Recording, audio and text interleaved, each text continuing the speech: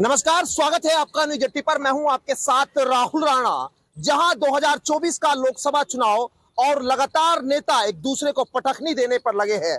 यहां जहां जयंत चौधरी ने अखिलेश यादव को पटखनी दी है, तो वहीं जयंत चौधरी के सिपाही अब उनको ही पटखनी देने पर लगे हैं। जी हां, आज बात कर रहा हूं मैं बिजनौर लोकसभा सीट पर। मीरापुर में आज अखिलेश यादव आए थे और यहाँ राष्ट्रीय लोकदल के नेता और करीब 12 सालों से राष्ट्रीय लोकदल के साथ जुड़े रहे सचिन सरोवा जी आज हमारे साथ है। आज इन्होंने समाजवादी पार्टी ज्वाइन की है और करीब 12 सालों से, जैसे मैंने कहा, कि ये राष्ट्रीय लोकदल के साथ जुड़े रहे। चौधरी अजीत सिंह की विचारधारा, चौधरी चरण सिंह की विचारधारा से जुड़े रहे। लेकिन आज क्या जो पटखनी और जो पलटी क्या इन्होंने दिया है वो समझेंगे। आज आपने पलटी मारी या पटखनी? ना हमने पलटी मारी और ना पटकनी थी।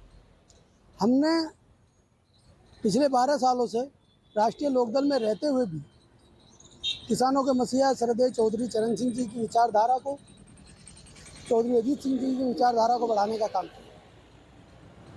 और आज भी हम लोग, राहुल जी, भूले नहीं है 750 किसानों की शहादत, पहलवान बेटियों का जो अपमान दिल्ली में हुआ, और उस अपमान के बाद भी दोषियों का किस तरह से महिमा मंडन आज सत्ता करती है। पीलीभीत में अजय टेनी के बेटे के द्वारा किसानों पर गाड़ी चढ़ाई गई, उस पर कोई कार्रवाई नहीं की गई, सरेआम घूम रहा है, तो दर्द होता है। और चौधरी चरण सिंह जी की विचारधारा कहती है कि अगर आप जुर्म को जुर्म नहीं कहोगे तो आप भी उतने बड़े दोषी हो जितना बड़ा दोषी जुर्म करना। अखिलेश यादव जी निसंदेह चौधरी चरण सिंह जी की विचारधारा को बढ़ाने का आज काम है। और मैं तो कहूँगा कि परम श्रद्धेय चौधरी अजीत सिंह जी जब हमारे बीच में थे तब राष्ट्रीय लोकदल का और समाजवादी पार्टी का गठबंधन, हमें तो यहाँ चौधरी अजीत सिंह जी छोड़ के गए। निश्चित रूप से अखिलेश यादव जी चौधरी चरण सिंह जी की विचारधारा के मजबूत ध्वजवाहक हैं और हम अखिलेश यादव जी के साथ मिलकर अब किसानों की, मजदूरों की, मजलूमों की आवाज़ को मजबूत करने का। आप ऐसा क्या, मतलब कौन सा ऐसा पला आप लोग को छोड़ना पड़ा राष्ट्रीय लोकदल का साथ, और कौन कौन से पद पे आप राष्ट्रीय लोकदल में रहे और कितने समय से आप लोग?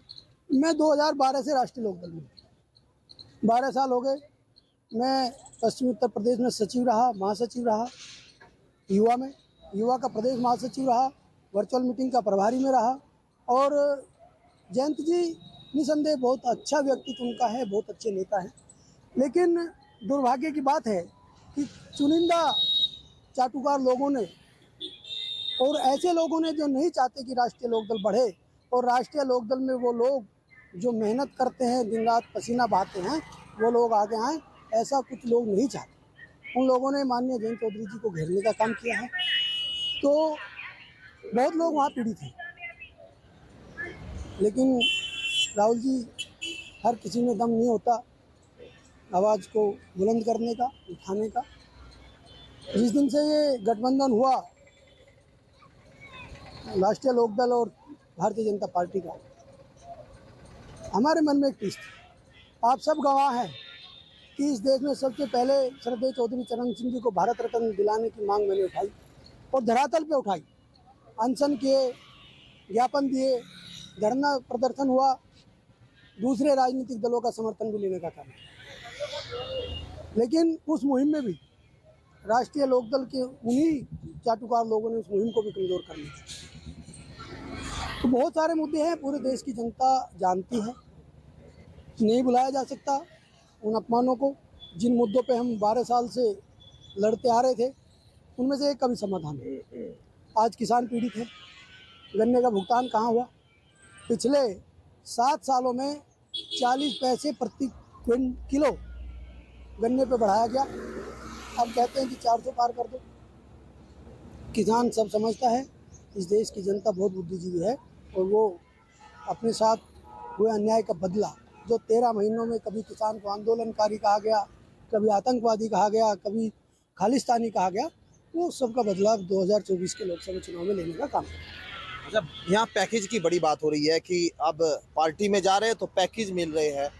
किसको पैकेज मिल रहा है, किसको नहीं मिल रहा है, ये अलग बात है। लेकिन जो ये दल बदल की बात, अब राजनीति जो हो रही है, ये कहीं लग रहा है कि अब सत्ता के खिलाफ है या सत्ता के पक्ष में भी, क्योंकि कुछ लोग जा रहे हैं। आप किस वजह से जो है आपको लग रहा है कि आप क्या पैकेज या पैकेट या सम्मान क्या आपके लिए जरूरी है? राहुल जी, आप भी जानते हैं और जितने लोग मुझे जानते हैं, 25 साल का मेरा राजनीतिक जीवन। मैं विचारधारा की लड़ाई लड़ने वाला इंसान हूं। मैं भूला नहीं हूँ 12 तुगलक रोड की कोठी को किस तरीके से चौधरी अजीत सिंह जी से खाली कराया गया। हम लोग वहाँ पूरा दिन संसद मार्ग थाने पे बंद रहे, कैसे भूल सकते हैं। चौधरी अजीत सिंह जी ने अपनी राजनीतिक विरासत को दांव पे लगा के जाट का आरक्षण कराया। भारतीय जनता पार्टी की सरकार ने सबसे पहला काम उस आरक्षण को रद्द करने का किया। तो कोई एक काम ऐसा भारतीय जनता पार्टी की सरकार या दूसरे लोग बता दें कि इस वजह से हमें वहाँ उनके साथ जाना चाहिए। जिसका जमीर जिंदा है वो हक की लड़ाई लड़ेगा। चलिए, बात विचारों की है। चौधरी चरण सिंह के विचारों को कौन बढ़ा रहा है, कौन नहीं बढ़ा रहा है, आने वाले दिनों में ये तय हो जाएगा। लेकिन 2024 का जो लोकसभा चुनाव है वो जरूर यहाँ पर अब अहम होता जा रहा है। जिस तरह से पश्चिम उत्तर प्रदेश में जाटलैंड में अब जाटों का जो एक समूह है वो अखिलेश यादव के साथ भी जाता हुआ दिखाई दे रहा है। वो भले ही चौधरी चरण सिंह की विचारधारा से जुड़कर देखा जा रहा हो या फिर आने वाले चुनाव में उसका फायदा नुकसान के तौर पर देखा जा रहा हो। मेरे सहयोगी अंकुश के साथ मैं राहुल राणा, न्यूज़ 18 बिजनौर।